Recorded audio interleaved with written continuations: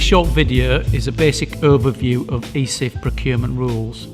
Procurement is an area of compliance the EU takes very seriously, and it is important that you understand and follow the rules. Failure to follow the rules could have serious consequences for you as a grant recipient, as you could be asked to repay some of your entire grant depending on how serious the breach of the rules has been. The purchase of goods, works and services in ERDF and ESF projects are subject to vigorous audits to confirm compliance with public procurement law and TFU principles. As we have said, there are serious corrective consequences for non-compliance. 3 pieces of legislation set out public procurement legislation in the UK: the Public Contracts Regulations 2015, Utilities Contract Regulations 2016 and the Concession Contracts Regulations 2016. A grant recipient must keep a full record of each stage of the procurement to demonstrate compliance. How the rules apply to you depends very much on the legal status of your organisation. You may be a contracting authority that is part of the state or local government apparatus and be potentially named in public procurement legislation. You could be a body governed by public law, or you could be a private sector organisation. Bodies governed by public law have a particular legal definition. Follow the link on the screen for the definition. A critical issue which determines which regulations to follow is the Ojou Thresholds. Look at the red arrow on the screen. These are the thresholds above which the grant recipient must follow the Public Contract Regulations 2015 and advertise the contract in the official journal of the European Union website.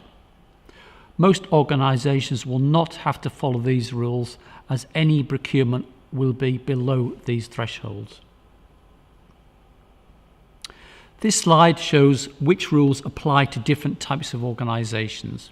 As you can see, most organisations will have to follow treaty principles, as any procurement will be below the Ojou marked with the red arrows. These principles are discussed on the next slide. The treaty principles are sometimes called TFU principles. It stands for Treaty on the Functioning of the European Union. These principles are outlined in the Commission Interpretive Communication published in 2006. All grant recipients and delivery partners must implement a procurement process that demonstrates compliance with these principles. What do these treaty principles mean in practice? Specifications need to be open and transparent, and contract descriptions must not be non-discriminatory. If they refer to a brand or trademark, other equivalents must be equally valid. The same information must be shared with all parties. Questions and answers must be shared. Appropriate time limits must be allowed to allow for meaningful bids. And the award of a contract must be on merit in line with rules set out at the start of the procurement process. Each of you will have your own internal processes for purchases within your organisations for below the EU threshold. For example, the East Riding of Yorkshire Council has its own contract procedure rules. EU regulations should always take precedence over internal rules and regulations. Having discussed all these procurement regulations, your funding agreement may require you to follow the treaty principles. Alternatively, you may have to follow national procurement rules if your project falls outside the scope of the interpretive communication for the following reasons. If your grant funding agreement does not require you to follow the treaty principles, or if you are a private sector body, or if your proposed contract has no cross-border interest. Our advice and guidance from past experience on procurement procedure is outlined as follows. For small awards that say less than £2,500, an advert isn't required and a direct award can be made. For £2,500 to £25,000, a minimum of 3 written quotes should be obtained from relevant suppliers. Issue the same brief to each potential supplier and indicate how the selection will be made. From £25,000 to the Ojou level, a similar process needs to be followed, though the brief may be more detailed and should be openly advertised rather than targeted to known suppliers. Selection is best done by more than one person, not unless it is of a low value and the criteria are clear.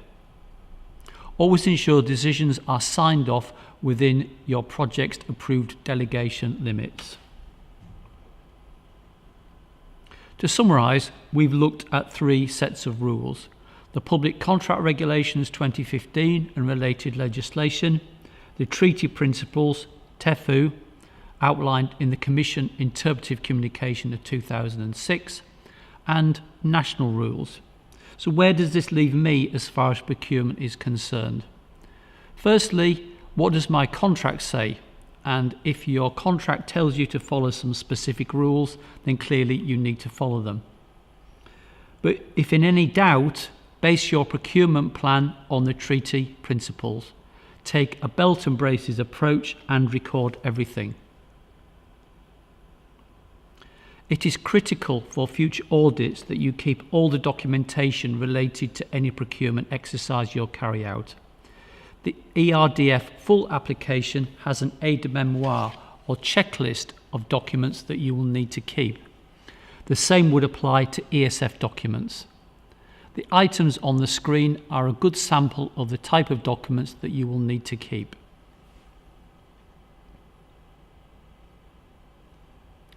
When considering applying for ESIF funding, you must always refer to the guidance. Here is the link to the .gov.uk specific guidance. The TAP partnership runs workshops on procurement throughout the year, so please visit the TAP website or sign up to our database. The link is on the screen. These bite-sized videos are designed to provide a brief overview of topics associated with ESIF funding. We hope that they have provided you with more insight into the areas you should be considering when thinking about or during the application stage for ESIF. The videos are only a small element of what the Technical Assistance Partnership project offers, and if you would like to sign up for one of our workshops, many of the topics from the bite-sized videos will be covered in more detail. Members of the Technical Assistance Partnership can be contacted on the numbers here or via the TAP email address, tap@eastriding.gov.uk. We would welcome your feedback on this bite-sized video and would be grateful if you could fill out a short survey to let us know what you think and help us inform future video content. Please return to the TAP website on the screen where you can click on a link which takes you to the survey.